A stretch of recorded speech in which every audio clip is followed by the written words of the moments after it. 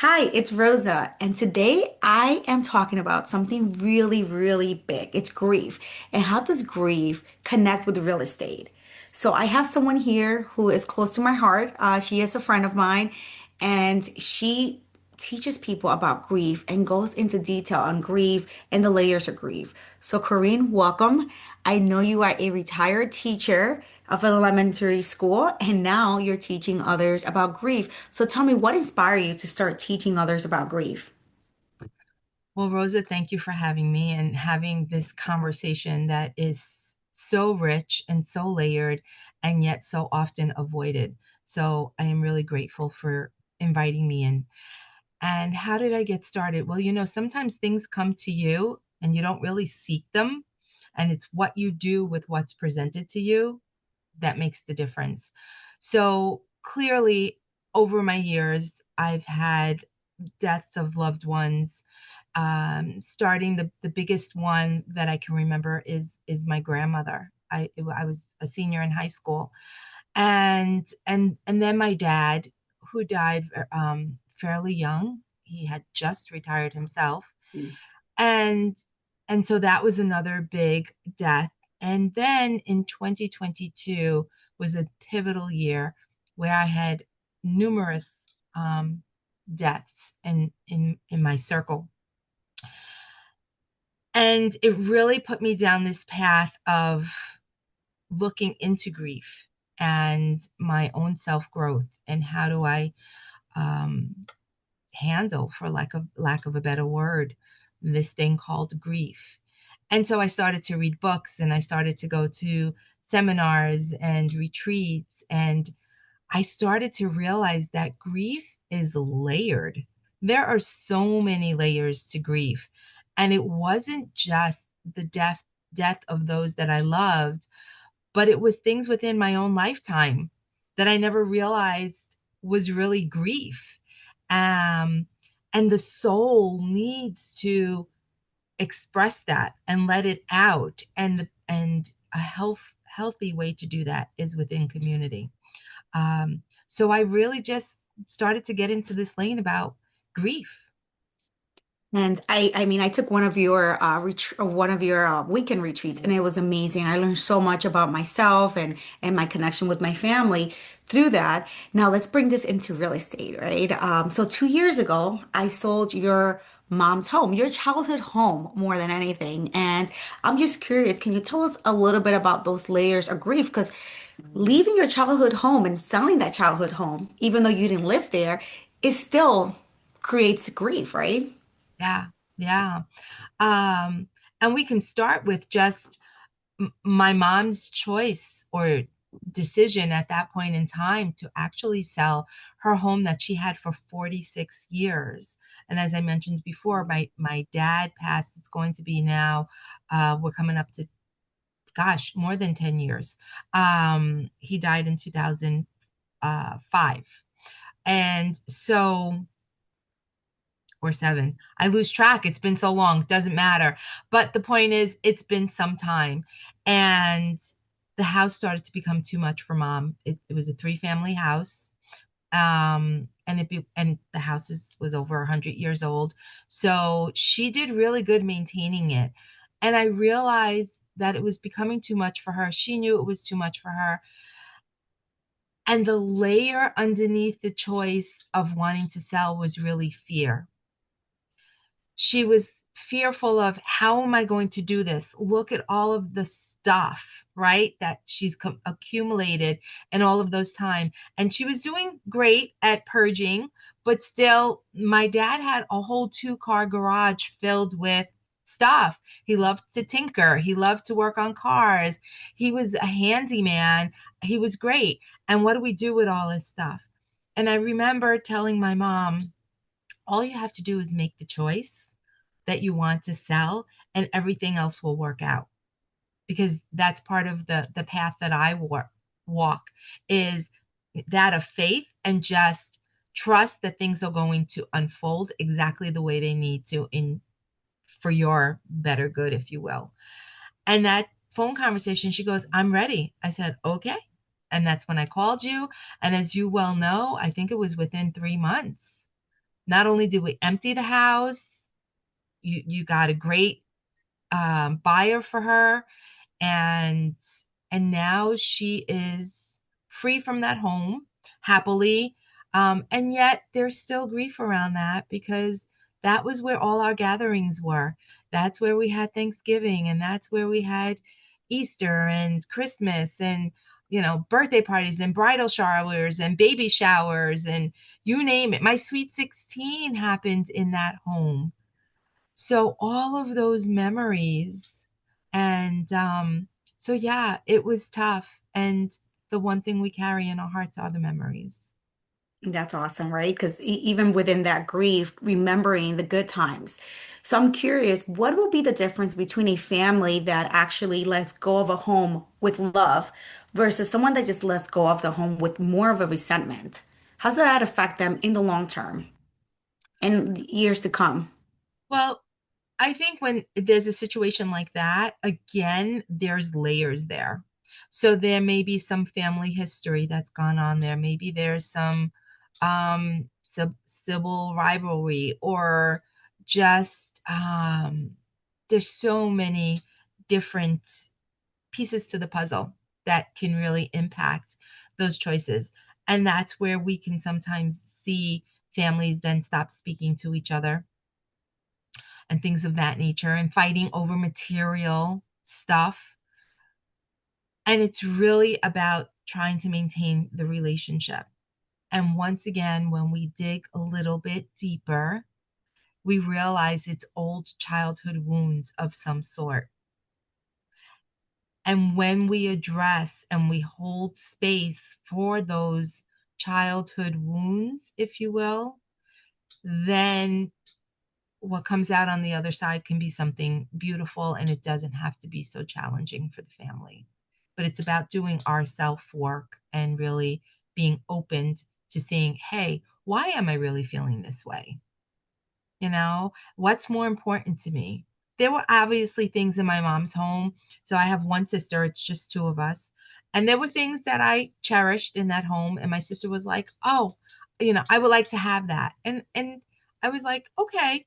Like, I didn't fight over any of those materialistic things, because what was more important was my relationship with my sister and my mom, of course. That's great. And what do you think caused it to be so peaceful? Was it you having that open conversations with them? Was it more of you doing your internal work, or was it a combination? Definitely a combination, for sure. Realizing that materialistic things are just materialistic things. And what's more important to me is the relationships that I build and the relationships that I tend to. And my relationship with my sister is one that I cherish. And so, and now I get to enjoy the thing. So, the one thing that's standing out in my mind is this coffee table that my mom had. For gosh, my entire life pretty much, because I remember that coffee table when we lived in an apartment before my parents bought that house. And that coffee table in itself has history. People have stood on that coffee table, and we've laughed over I mean, and when my sister wanted it, it was like, sure. And I also realized I wasn't going to hold on to that. My home is not the place for that coffee table. It wouldn't fit as nicely as it does in my sister's home. But when I go to visit my sister now, it's like I'm back home, because her she has like a family room, and it doesn't matter. She has like two living rooms, upstairs, downstairs. And when you go upstairs and you walk into that space, there's the coffee table. And then there's other things there from my mom's home, like a Tiffany lamp. And I feel like I'm walking back into my mom's or our childhood home. And that brings a sense of peace and comfort. So in some ways, I still get to go visit home, if you will. Now, that sounds great. And what I'm hearing from you is on the other side, right? There is also some beauty behind it. It's not like the memory is gone or the memory's attached to that house. The memory goes with you, right? Wherever you go. It's what I'm hearing from you. Hmm. Yeah. Now, go ahead. No, I was going to say, yeah, I totally agree with that. The memory always carries in your heart. when it comes to, your mom too, what do you think caused her to want to hold on to the home for, 10 years after your dad passed away? Because I do remember your dad did a lot of the work in the home. So Mhm. he did an amazing job of keeping the home for sure. But now that he's gone and taking care of a three-family home, it's a lot of work for someone. And I know that you live in Long Island and the home is in the Bronx, and your sister lived upstate. That you guys physically going there to help her was a challenge also. How do you dealt with that and grieving your mom grieving that process? I don't know if that's Yeah. something you spoke with her. Well, her holding to the onto the house for so long. Um, Sometimes in grief, the pause is the most important thing that we need. So we don't want to make choices out of the gate, so to speak. We want to gift ourselves the time of pause so that we can really process what is it that we really want to do.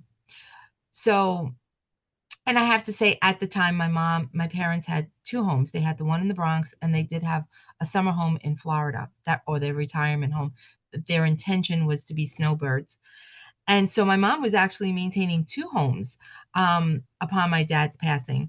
And she had to figure it out for herself. And what my sister and I did was we gave her that gift of pause and time. We didn't right away say, "Mom, you need to get rid of that house. You can't we weren't hovering over her. And she then in her own time realized I don't need the house in Florida because again, going back to relationship, what mattered to her were her two daughters and her grandchildren. And we all live in New York. So she sold the house in Florida. And then that kept her with the home in the Bronx. And then there was that process there too. And then fortunately, we did, Mike, she was able to rent the apartment upstairs to a cousin of ours. So she wasn't totally alone. And she did have a little help, which was a reprieve for my sister and I, because you're right. I live on Long Island. My sister lives up in Putnam, and my mom lived, the home was in the Bronx. So having family there to assist my mom helped as well. And as we all know, time passes and we all get more seasoned or older. And there came a time where my cousin was going to have to figure out something could happen to my mom tomorrow. And where am I going to go? So the best thing was for her, while the market was still good, to purchase something, and she did. And then now my mom was really really alone. And in the interim, there, her only brother, her only sibling, also died, my uncle, and he helped my mom a lot in the home as well. So life changed, and that's what grief is all about. Grief is about something happens, and our life is not what it used to be, and then what do we do with it at that time? The poet um, Rumi once shared that the wound is the place where light enters you. So grief is a wound, and then are we going to get under the covers and just, life is over? Or are we going to let light in and do something with it? Which is where I got started in this lane of grief. So there were wounds in my heart, and is life's not over. So what do I do with this? And I let the light shine in, and now I teach about grief and all the different faces and layers and everything that's going on, from ends of a relationship to um, ecological devastations like forest fires and things of that nature, and hurricanes and tornadoes and um, war. We're in a time now where few people's futures are getting disrupted by war or genocide. So all of these are faces of grief, not just the death of a loved one. And then, as we're talking about here, the selling of a childhood home or you know a loved home. And I think I sidetracked a little bit, so I don't remember the You question. did great. But You did I answer the digress. question. But it's, how did my mom come to it? I think it was around my mom and making that choice, and how did she maintain the home? And so she had a little support, and then it became too much for her. And I might want to add, my mom is in her early 80s, so she's up there, and it just became a little bit much. I understand. And it does. It's just, it seems like your mom made the decision on her own. And yet you guys were also carrying it to her, letting her know, hey, whatever decision you make, we're here for you. And letting her come to that choice. Because at the end of the day, I mean, I see your mom still and she is happy. She's having a great time because now she gets to live in two different homes, which is great.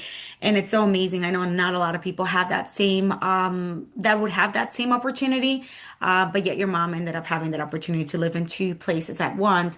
Now let's talk about something that people kind of don't like to talk about, right? Now you're in this beautiful home that you build, and now you're probably going through a divorce. How do people deal with that, where a partner wants to sell, the other doesn't want to sell? There is also some grief in that. And actually, before you even answer me that question, I wanted to ask you, what are really the grief? Like, what are the process for grief? Because I know there's a process. I took your retreat, so I know it very well. But I'm just curious if you can share what they are, because there are some people here that might not even know that there are layers to grief. There are layers, and grief shows up differently for everyone. So if we look at death and dying, and Elizabeth Kubler-Ross is like the grandmother of death and studied about death, and she came up with the 5 stages of denial and anger and acceptance, are just 3 of them. And then David Kessler, who was one of her proteges or students, if you will, um, also did his work, and he really has been my inspiration. And um, so those are some of the stages. And then there, if we look at grief and soul work and the soul, then there are the love that we looked for and did not receive in our childhood, um, the grief, the sorrows of the world, of course, the death of a loved one. And then it's the the harms we have done to others, which is a 6th gate of grief. And looking at that. So there again are so many layers, and it shows up for everyone differently. And how is that so? It shows up for everyone differently in terms of you just said there's a few layers. You said five, but let's talk about the two or three layers, right? The anger. Can someone skip the denial, right, straight into anger? Is that the way that you're saying that it can show up differently for others? Yes, and in grief, they're not stages where I'm angry that, you know, my I'm dad getting a died, divorce, or that I'm getting a or getting divorce. divorced, or I'm angry that I had to sell my home. And then it's not like I'm angry and then I'm done and then life goes on. No, because anger can show up again. Just like any phases of life. Sometimes you're angry and sometimes you're not. And so I love to use the analogy of walking on the shore and the beach and by the ocean. And sometimes as you're walking, you don't even feel the water, but it's there. And that's how grief is. Grief is the ocean, if you will. It's always there, but we don't always feel it as we're walking along life. And as we continue to walk, sometimes there's a wave that comes and it just kind of skims your toes. Ah, a reminder. And then there are some times where a wave just comes and knocks us down off our feet. And we have to get back up and clean, dust ourselves off, if you will. So that's the analogy I like to use with grief, that there are these waves. So you may think you're over the denial or the anger, um, or you're done with the acceptance and you've just accepted. And then there are those days where you wake up and there's this big wave that takes you down. So that's kind of how I see it. So yeah, it's different. They're the stages, and there's 5 stages to grief, and then there's 5 gates to grief. Actually, there's a 6th one now because there's no period at the end of the sentence. So things are always evolving. But those are the studies that have been done in recent times, in present times. but know that you can come in and out, and just be aware of them. I love that. And thank you for sharing that. I think it's something that's very valuable. Now, let's say with someone that is a bit angry, right? Let's see, how can they deal with that anger, the anger, like we said, of selling that property that now, it could be somebody that's out of state and they're angry because they are now forced to sell a home that they're like, wait, I didn't want to sell it. Or it goes to probate. And now one of the children's are like, hey, I want more money. And now it goes to probate. It's taking 2 years. And now everybody's forced to sell something that they don't want to. Or there's conflict within family with the sale. How do people deal with this anger that they're going through the grieving process? And obviously, some people might not even know that they're grieving. They're like, I'm just angry because it's not going my way. How do people deal with that? What are the things that you can share that people can start utilizing today? Yeah, great question. Um, and I hear, so divorce and force, because we were talking about divorce a few moments ago, um, and they're similar. So, because in a divorce, sometimes you're forced to sell a home. One person can't afford to buy the other person out, or whatever the reasons might be. And then the impacts that has if they have a family and the children maybe moving a school district. Well, that's grief for the child. So so I actually have a couple right now that attends my monthly circle that I hold around grief, and they lived out of state, actually out of country, and they came back to the United States to care for her parents. Um, and now both parents have now passed, and they are forced to sell this home because for many different reasons, and one of them being financial.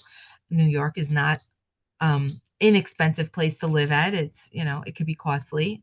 And so they are forced to sell this home.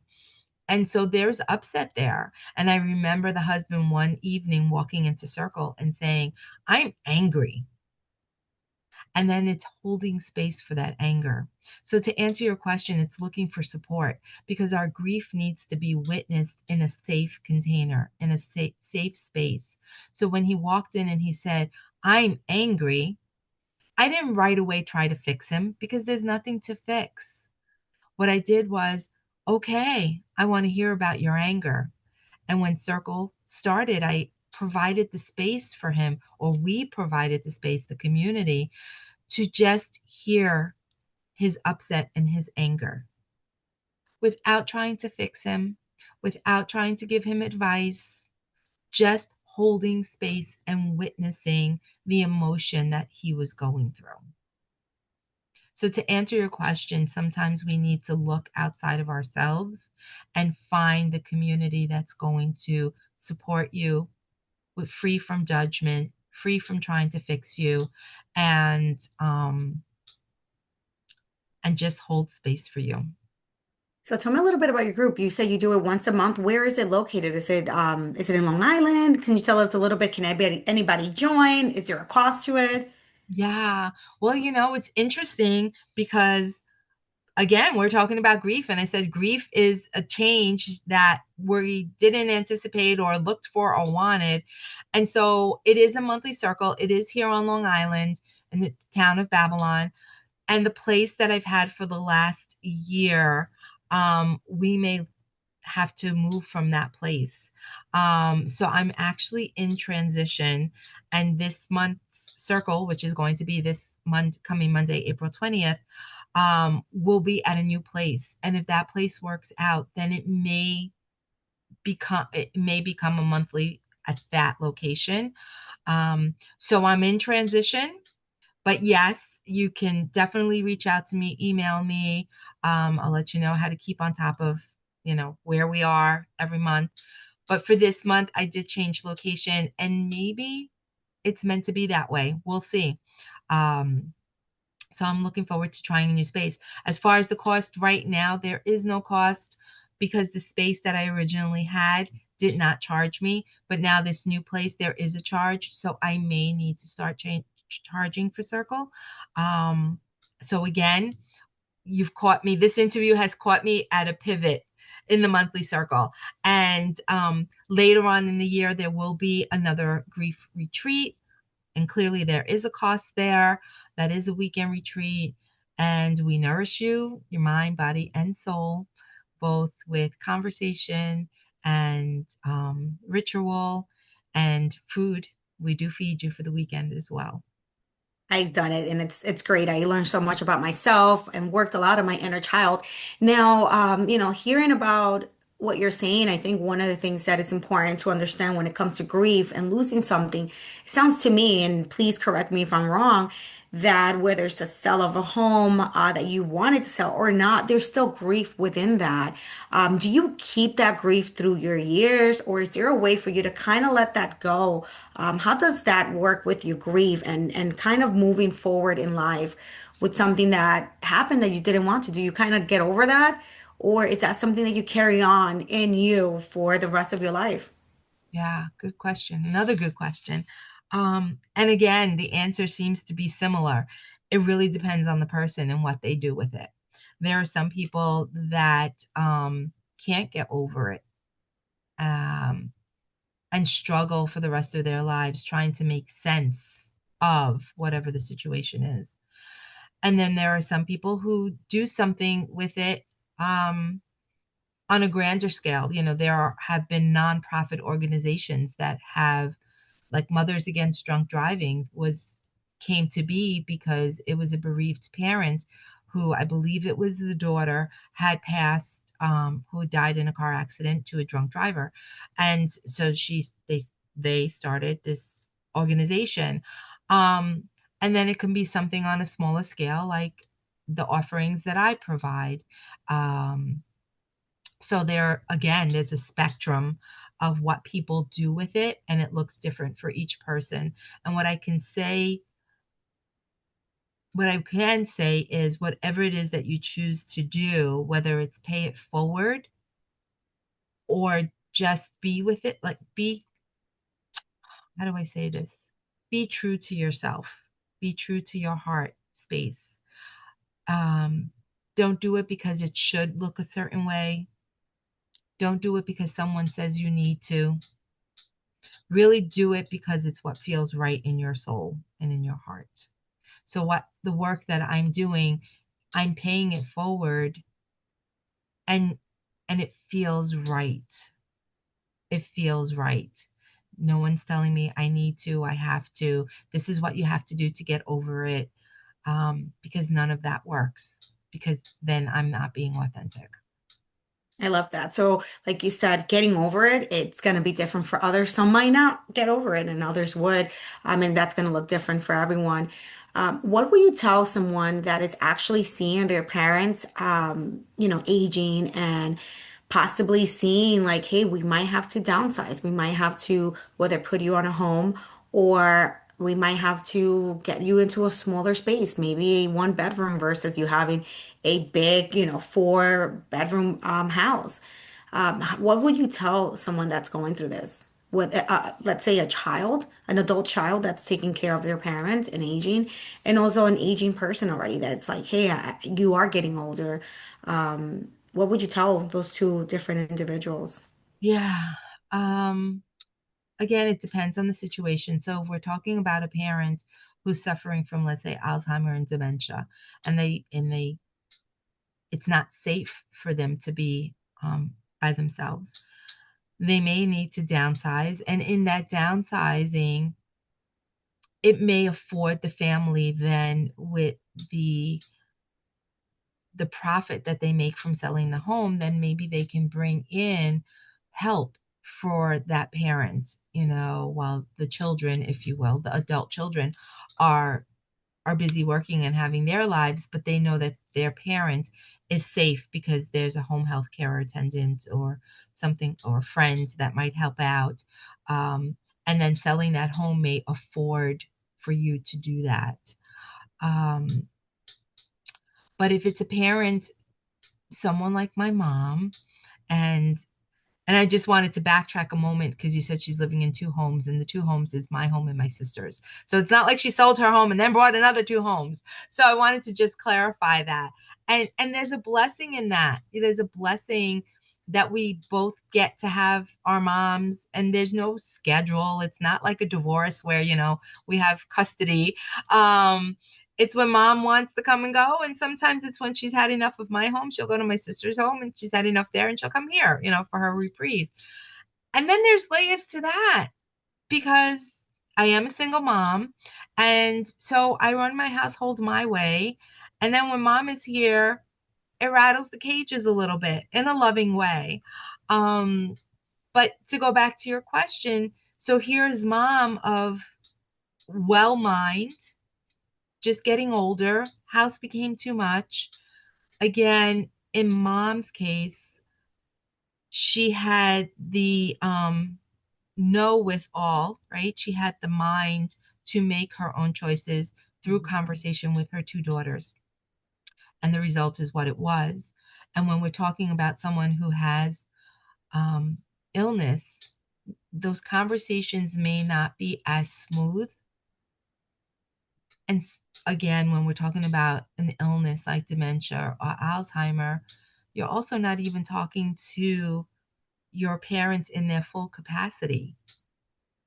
And sometimes that can be a challenge, because I know with that illness, there can be anger from the parent who has dementia, because they're angry, and angry for other things that we're not even aware of. And again, that's not my forte. I don't specialize in Alzheimer and dementia. I know a little bit about it from other classes that I teach with nurses. But you're not, uh, the person is not a full mind. So the conversations look different. So I wish I could answer your question with, this is the way to do it. Right. Now move forward, because everyone's situation is different. Right. And what I'm hearing is mostly maybe kind of like what you did with your mom. It's kind of giving them the space to make a decision, have a conversation, saying whether you choose to sell or not. Here are the benefits to you if we were to sell, and here are the options that we have for you. But it's something for you to sit on and digest, not to make a decision, because I think that the grief becomes a little bit more exaggerated, I think, when you are being forced to do something that you don't want to do versus having that open conversation of like, hey, let's unite. And how can we do that? I mean, that's how I do when it comes to helping someone, whether they're downsizing, because I specialize more on people that want to sell their home. So when I have individuals like, hey, I lost a parent, or hey, I just inherited a home, or yeah, I want my grandmother to sell her home. We have this conversation and kind of say, okay, what's really important to her? How would it look like for her when she does decide to sell? Because I feel like you had a game plan for your mom. It wasn't like, hey, we're just gonna sell and then we'll figure it out. It's more like, okay, if we do sell this home, what would you like to do, mom? Not, hey, mom, you're gonna live with me and the sister. It's like, what would be ideal for you? Because you also, I know that you set up a space for her to live there. So she has still her privacy. It's not like she has a room in the house. She has her own private apartment to say, which is something that, still gives her that freedom. So I think that having that conversation, I think it's important. And then kind of is it also, how would it be to grieve together as a family, right? Because there are children that are also grieving, right? Moving out of a place where they had all their friends and now they're not with their friends. Now they're meeting new friends. How do parents have conversation with their kids, right? Whether, hey, we're getting a divorce and let's grieve that together, or hey, you know what, we're gonna have to move even though we might not want to because they are little kids. How do you have that conversations with them? I'm not sure if that's your forte, but I'm just curious because I'm Yeah. like, oh my gosh, there's Well, grief it within may that. not be it might that particular question may not be my forte, but I can speak from life experience. So, also divorced mom, and my sons at the time were 5 and 8, I think. Um, and I didn't live on Long Island at the time. I lived in Young and up in Westchester, and it's one of those things. If I knew then what I know now, it, I want to believe it would have showed up differently.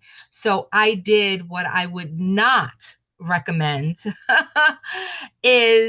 came from the top down, like, we're moving, and And I didn't have the conversations with my son. And I wish I knew then what I know now, because I would have had conversation with them, whatever the reasons are. Um, Part of moving to Long Island was I got a better, a higher paying job, not a better job, because I was a teacher, so it was going from teaching to teaching, but in a different district.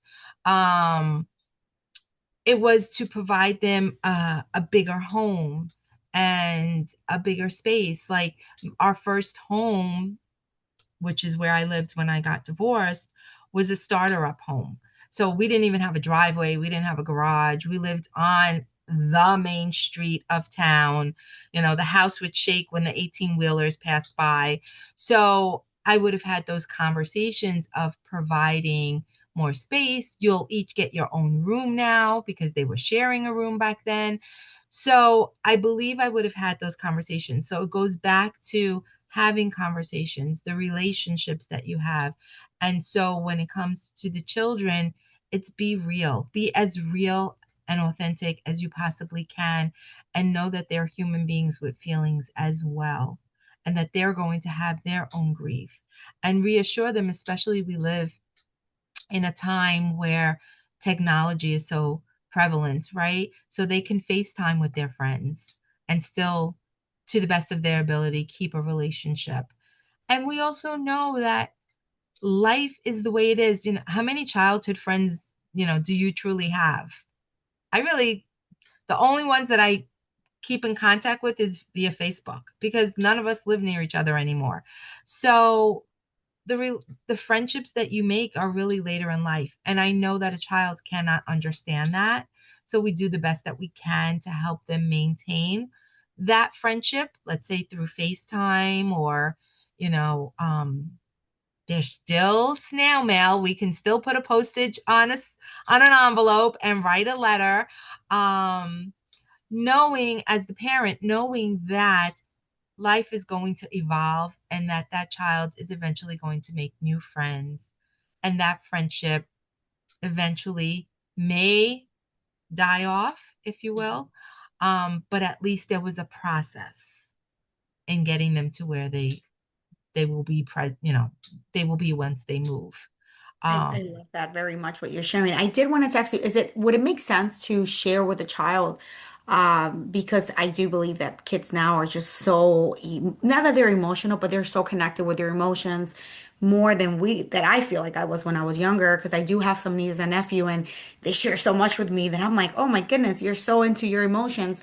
So is there a way to share with a child what grief is and walk them through the process? I don't know if there's a way that you can maybe share. Is that something to share with your kids, with the grieviness? And if so, how would that look like? yeah, again, it goes back to just holding space for them. Again, I recently had a school district, the counselor of a school district, reach out to me, because unfortunately one of their students um, passed away just recently. And it was the first time that she was going to have these conversations with students and perhaps fellow teachers. So she reached out to me for guidance.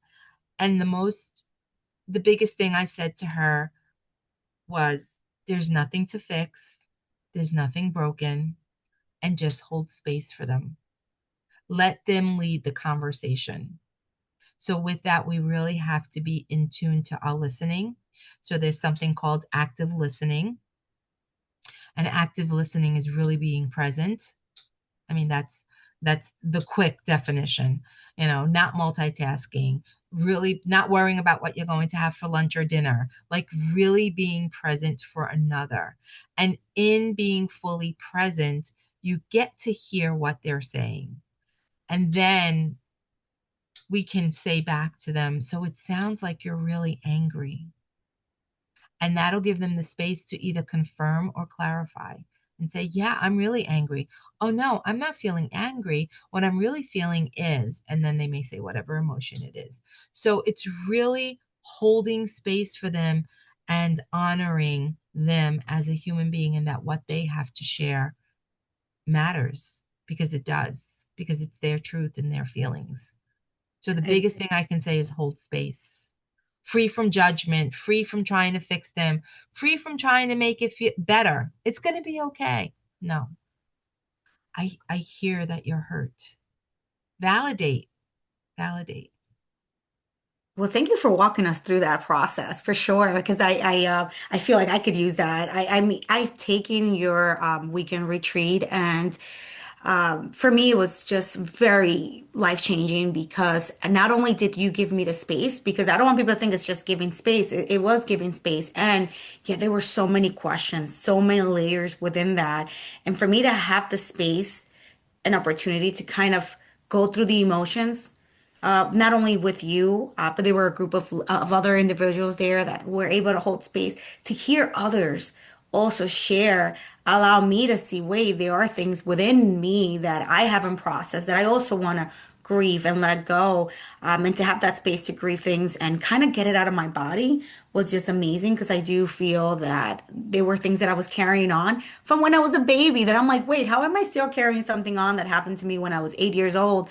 And to be able to give myself that space to connect with that 8 year old, to see what that 8 year old really was going through, because it's not only, hey, giving the space to hear it now, but to give that space to that you walk me beautifully, how I was able to connect back to my inner child, to that child that was 8, and being able to connect with that 8 year old and kind of giving her the space to hear how she was feeling at that moment was amazing for me because it opened me up to the possibility of possibility of connecting and the possibility of my world, how it's going to look like now, and understanding how I was showing up in the world. So, grief is something that is not only grieving something that's happening in the moment, but it's grieving things that I didn't know when I was 8 years old that I was still carrying on that led me to make choices still to this day, based on not grieving that. So, I'm so grateful for that retreat that you so beautifully put together because there were so many questions that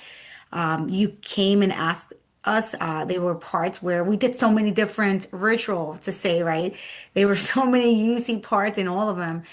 But to be able that you were able to put it together and ask amazing questions. I don't know if you want to share a little bit about your retreat, just in case somebody might be interested. Because I could say, guys, it did make a difference for me.